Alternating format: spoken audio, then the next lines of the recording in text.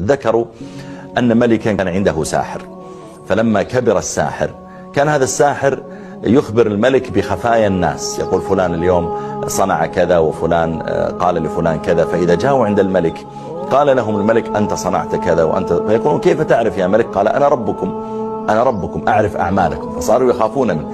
لما كبر الساحر قال للملك إني قد كبرت وأنا أخاف أني أموت ويذهب عنكم السحر، فاختر لي يا أيها الملك غلاما فطنا لقنا أعلمه السحر.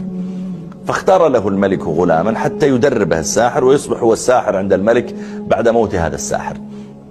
صار هذا الغلام يأتي وهو غلام ذكي ويتعلم عند الساحر، والساحر يقنعه أن هذا ترى الملك هو ربك وأنت تفعل كذا وكذا له، ويذهب الغلام إلى بيته كل يوم. صار الغلام وهو يأتي يمر براهب يتعبد وينظر إليه ماذا يفعل هذا. فجاء الغلام يوما إلى الراهب وقال أنت ما تعبد، ماذا تفعل؟ قال أنا أعبد ربي. قال ربك الملك اللي نعبده نحن؟ قال لا، ربي وربك الله ورب الملك، وعلمه الإيمان.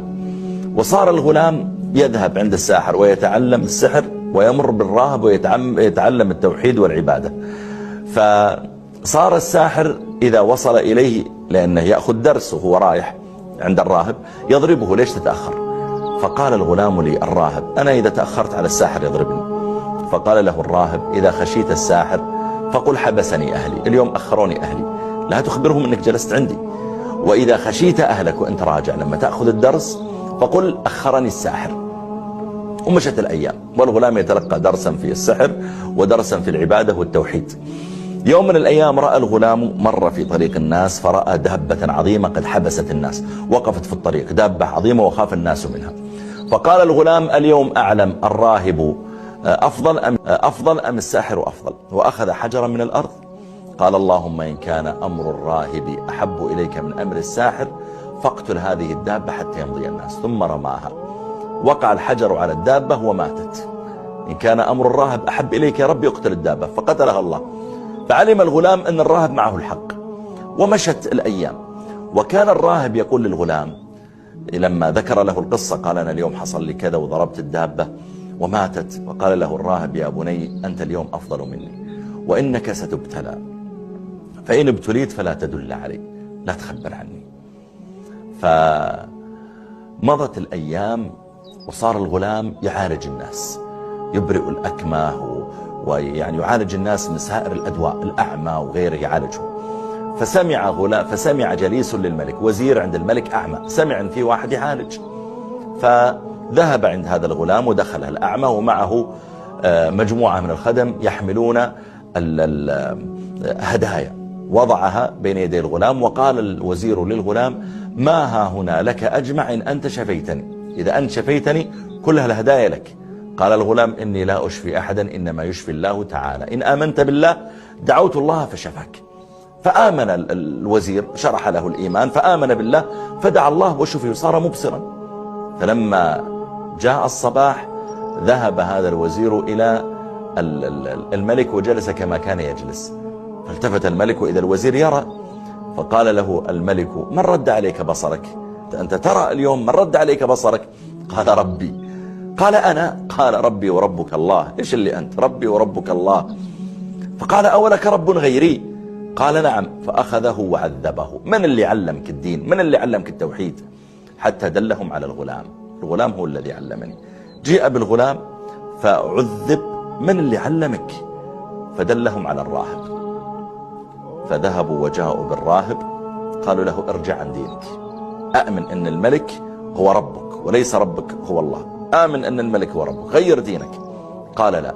فوضعوا المنشار على مفرق رأسه وشقوه نصفين، والغلام والجميع ينظرون حتى جليس الملك. ثم جاءوا بجليس الملك قالوا ارجع عن دينك، قال لا. فوضعوا المنشار على مفرق رأسه وشقوه نصفين. طيب بقي الغلام.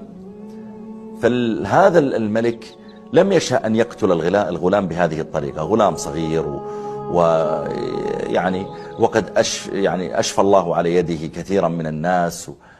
فأرسله الملك مع مجموعة من عنده من الجنود، قال اذهبوا به في قرقور في سفينة، إذا توسطتم به في البحر ارموه في السفينة. ارموه يعني يقول والله ذهب يعني ما تغرق. فذهبوا به، فلما توسطوا به البحر قال الغلام اللهم اكفنيهم بما شئت. وانقلبت السفينة وجاء الغلام يمشي على البحر، وأولئك غرقوا، وجاء ودخل على الملك. قال الملك ما فعل أصحابك؟ قال كفانيهم الله تعالى. فأرسله مع آخرين، قال اذهبوا به إلى جبل كذا وكذا، وإذا صعدتم به أعلى الجبل ارموه من فوق الجبل. ذهبوا به، فلما صعدوا أعلى الجبل وأرادوا أن يرموه قال اللهم اكفنيهم بما شئت. فزلت أقدامهم وسقطوا من الجبل إلا الغلام جاء يمشي إلى الملك. قال الملك يعني أنا ماذا أفعل بك؟ قال أتريد أن تقتلني؟ قال نعم.